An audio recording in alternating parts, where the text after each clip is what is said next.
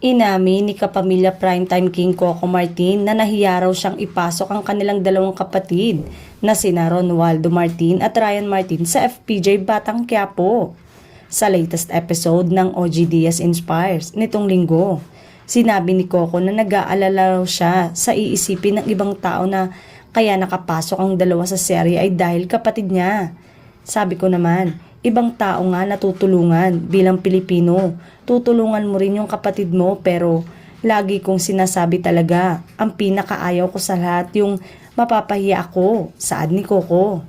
Kasi ayaw kong masira yung pangalan ko sa mga boss, 'di ba, sa mga tao na porket kapatid ka ganyan.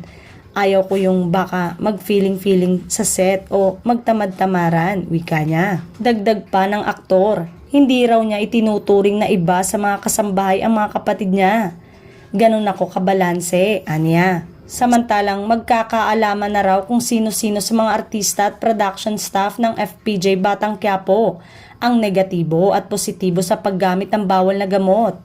Ipinatest ng ABS-CBN sa pangunguna ng lead star at direktor ng Batang Quiapo na si Coco Martin ang lahat ng cast members at mga taong involved sa production. Kaya't kung sino raw ang magpupositibo sa paggamit ng otomatikong hindi na makakapagtrabaho sa teleserye ng Kapamilya Network.